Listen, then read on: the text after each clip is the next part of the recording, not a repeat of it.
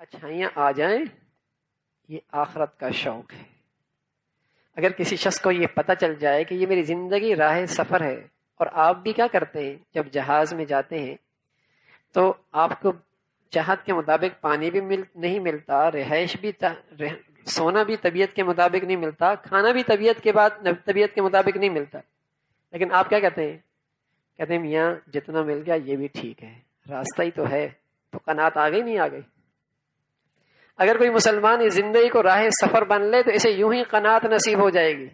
ارے راستے میں کسی سے کیا الجھنا ہے یار، سفر ہے گزر جائے گا، اس نے کچھ ٹھوکر مار دی کوئی بات نہیں یار، یوں ہو گیا کوئی بات نہیں یار، سفر ہے نا میاں، سفر میں تو ہوتا ہی ہے۔ تو میرے عزیزو، اگر اسے راہ سفر بنا لیا جائے، یقین جانے قناعت بھی آ جائے گی، قناعت بھی آ جائے گی، صبر بھی آ جائے گا، تحمل بھی آ جائے گا، حلم بھی آ جائے گا، شکر بھی آ جائے گا۔ ارے یار سفر میں جتنا مل جائے اللہ کا بڑا شکر ہے، یہ ہوتا ہے۔ تو اگر دنیا کی محبت نکل جائے، ہے بڑی مشکل، نمازی ہے، حاجی ہے، لیکن یہاں ایسی دنیا بیٹھی ہے، اللہ اکبر۔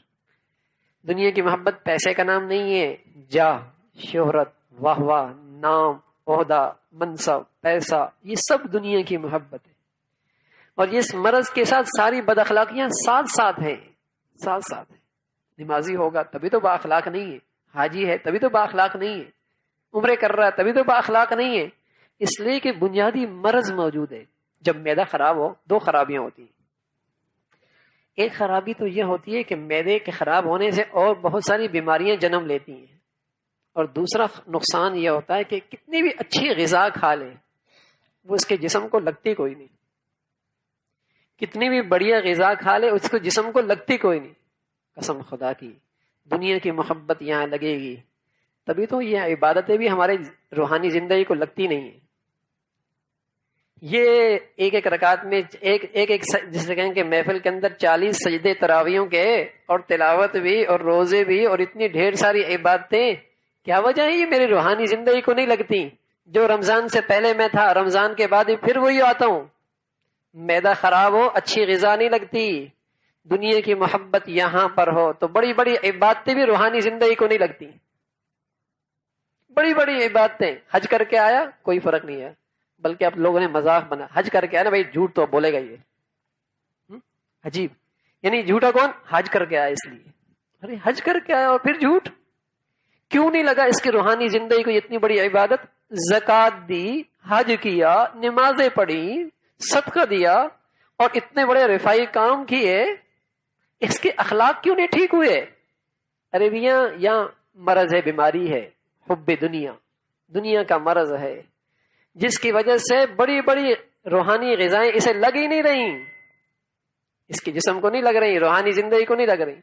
یہ جہاں رمضان سے پہلے کھڑا تھا، رمضان کے بعد وہیں کھڑا ہوتا ہے، کوئی اخلاق زندہ نہیں ہوئی۔ تو میرے عزیزو، یہ بڑا مرض ہے، حب الدنیا رأس کل خطیہ، بڑا مرض ہے۔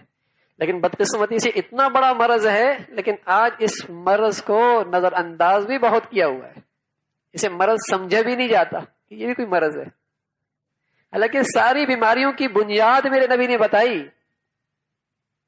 کہ اس کو راہ سفر سمجھو، صبر آ جائے گا، تحمل آ جائے گا، قناعت آ جائے گی، اخوت پیدا ہو جائے گی، بھائیوں کے رشتے جڑ جائیں گے، کوئی بات نہیں، ایثار کر دیا یار، کون سا سفر ہی تو ہے، سفر تو گزر ہی جائے گا، تنگی کے ساتھ بھی گزر جائے گا، میاں تم یہاں بیٹھ جاؤ یار، قریب آ جاؤ، سفر ہے، ایثار بھی ہوگا، سب چیزیں پیدا ہو جائیں گی۔ لیکن جہاں دنیا میں رہنے کی شوق، دنیا کے اندر واہ واہ کا جذبہ، تو بھائیوں کی وراثت بھی لے لیں گے، بہنوں کی وراثت بھی لے لیں گے، دوسروں کا حق بھی مار لیں گے، اس لیے کہ لگتا ہے بہت رہنا یہاں اس میں، یہ ساری بیماریاں آئیں گی۔ اس لیے نبی علیہ الصلوۃ والسلام نے جس چیز کی سب سے زیادہ ترغیب دی ہے وہ فرمایا اکثرو ذکر حازم اللذات، لذتوں کو چھڑا دینے والی چیز کا ذکر خوب کیا کرو، اس سے ساری خیریں وجود میں آتی ہیں۔ وہ موت ہے، موت وہ وطن ہے جہاں جانا ہے۔